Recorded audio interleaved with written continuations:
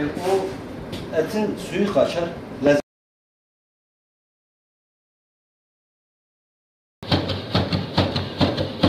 Ve bazı müşterilerimiz diyor ki işte biraz yavrular içinde gözüktüğü zaman.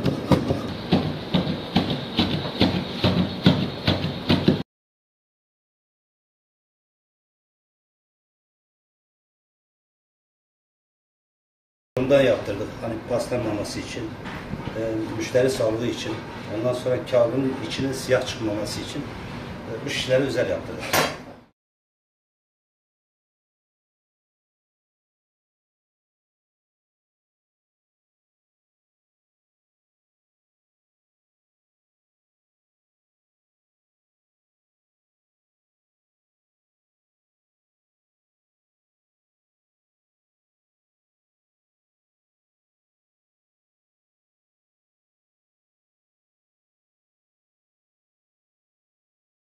Kardeşim.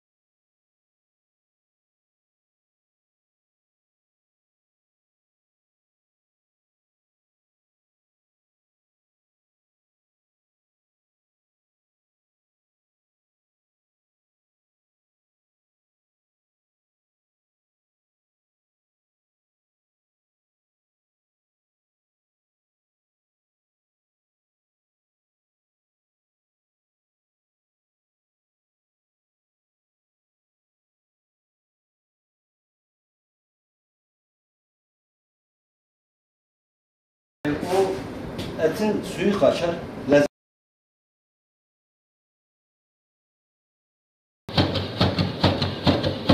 Ve bazı müşterilerimiz diyor ki işte biraz yavrular içinde gözüktüğü zaman.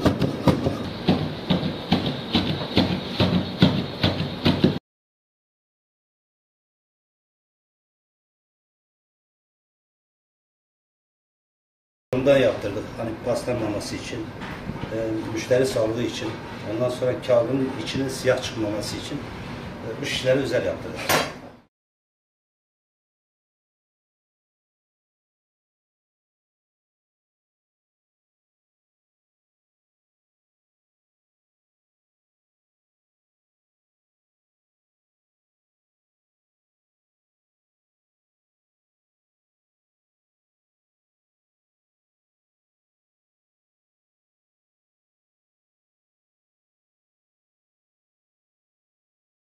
Kardeşim.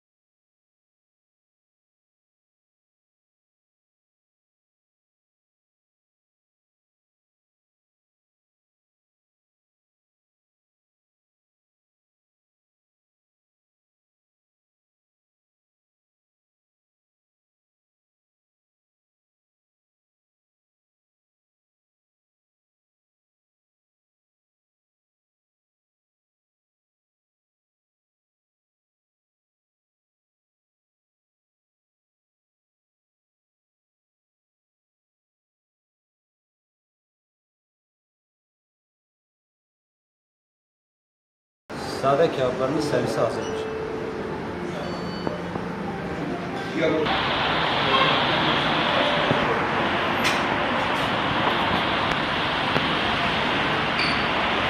Afiyet olsun.